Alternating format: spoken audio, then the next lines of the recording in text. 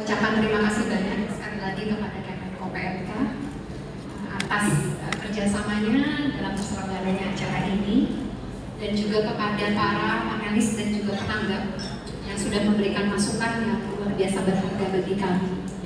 Mungkin yang dapat saya sampaikan adalah rekomendasi dari kami Save the Children agar hak-hak anak dapat terpenuhi dalam situasi krisis iklim. Kami berharap adanya peningkatan pengetahuan tentang dampak iklim terhadap pemenuhan hak anak dan perlindungan melalui berbagai penelitian dan tentu saja kajian lebih lanjut dan mendalam. Kami sadar ini adalah diskusi dan fakta-fakta awal yang disampaikan di dalam seminar ini, dan ini butuh kajian lebih lanjut. Tentunya pemerintah Indonesia dapat mengembangkan berbagai kebijakan serta program dengan mengintegrasi aspek kesehatan, pendidikan dan perlindungan anak dalam kebijakan dan program adaptasi iklim.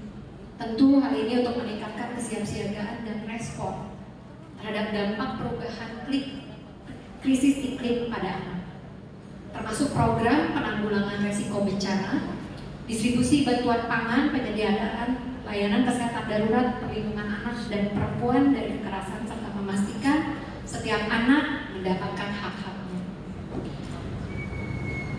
Kami juga mengharapkan adanya peningkatan kapasitas adaptasi perubahan iklim berbasis masyarakat yang harus tentunya dilakukan sebagai upaya bersama dari berbagai pemangku kepentingan di berbagai level dengan menggunakan pendekatan berbasis ekosistem, termasuk kesadaran mengurangi jejak karbon dalam mengurangi emisi rumah kaca sebagai langkah mitigasi perubahan iklim. Kami juga berharap adanya penguatan infrastruktur kesehatan dan pendidikan serta kesadaran terhadap dampak perubahan iklim dan perlindungan anak, serta mengintegrasikan isu-isu ini di dalam kurikulum sekolah di daerah-daerah yang rentan. Terakhir, kami juga berharap akan adanya pengembangan sistem peringatan dini yang efektif dan mekanisme evakuasi yang ramah anak dalam menghadapi bencana alam. Demikian yang dapat saya sampaikan. Terima kasih sekali atas kehadiran Bapak Ibu sekalian. Wassalamualaikum warahmatullahi wabarakatuh. Baik, assalamualaikum warahmatullahi wabarakatuh. Terima kasih kepada Bapak Ibu yang tetap hadir sampai ujung acara ya. Terima kasih sekali. Terima kasih kepada Save the Children yang tadi juga sudah memaparkan hasil kajian awal. Saya katakan sebagai hasil kajian awal dampak perubahan iklim terhadap anak, dan tentunya kajian-kajian ini tentunya harus diperkuat lagi. Jadi beberapa catatan-catatan masukan, saya pikir ini menjadi catatan yang bagus sekali ya Pak Tata dan Bu Desi, untuk nanti kita melihat ada peluang-peluang kita melakukan kajian-kajian dengan sudut pandang yang berbeda. Ini nanti kita coba lihat seperti itu. Jadi ini terima kasih sekali kepada kepada tim Save the Children. Terima kasih juga kepada Bapak Ibu dari Kementerian Lembaga tadi yang juga sudah memberikan tanggapan, dari KBPA, dari KLHK, dari BMKG juga tadi ada yang memberikan catatan masukan. Kemudian juga dari perwakilan Biopark Forum, terus kemudian ada satu lagi Ibu tadi dari mana ya? Climate Reality Project Indonesia ya tadi ya. Mohon maaf dulu. Jadi ini terima kasih sekali atas catatan-catatan masukan yang menurut kami menjadi satu hal yang penting sekali, menjadi pemahaman kita bersama bahwa kalau kita bicara iklim, krisis iklim, ini ternyata memberi dampak yang cukup signifikan kepada anak-anak kita. Dan ternyata kalau kita lihat ini memang resikonya sangat beragam, mulai dari risiko tidak hanya dari sisi lingkungan hidupnya, tapi juga risiko kemiskinannya, risiko ekonomi dan seterusnya yang tentunya berdampak kepada anak-anak.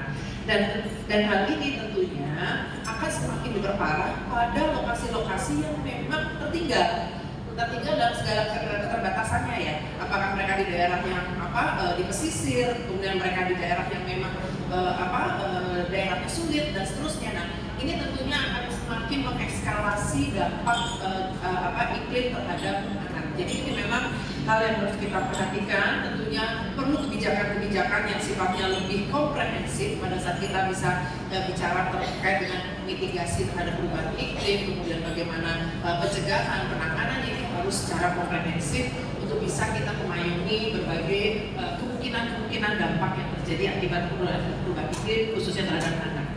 Untuk itu tentu pemerintah tidak bisa bekerja sendiri, pemerintah perlu bekerja bersama dengan berbagai mitra-mitra non pemerintah. Ini macam-macam ya mitra-mitra non pemerintah ini, apakah dari mitra pembangunan ataukah dari negara-negara sahabat, ataukah tadi dari akademisi, ataukah dari lembaga masyarakat, media. Ini semuanya harus bekerja bersama untuk bisa kita bergerak dan juga mendorong partisipasi anak-anak kita dalam rangka baik itu mitigasi maupun nanti dalam hal kita melakukan upaya-upaya penanganan terkait dengan dampak perubahan iklim terhadap anak.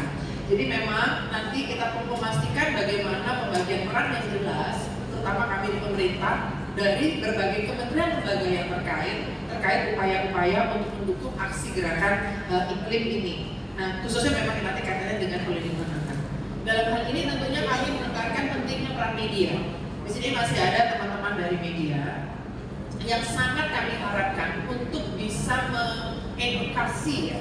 Jadi ini memberikan edukasi-edukasi melalui berbagai macam platform media yang ada supaya paham. Tidak hanya anak-anaknya, tapi juga orang-orang di sekitar anak-anak ini juga menjadi paham terkait dengan bagaimana dampak krisis lingkungan ini atau iklim ini terhadap anak-anak. Jadi meningkatkan kesadaran dari masyarakat, dari anak-anak untuk ikut terlibat dalam upaya penanganan terjadinya krisis iklim ini. Dan tentunya kami mengharapkan pendekatan-pendekatan yang kreatif dari teman-teman media di dalam nanti menyampaikan edukasi-edukasi ini kepada masyarakat.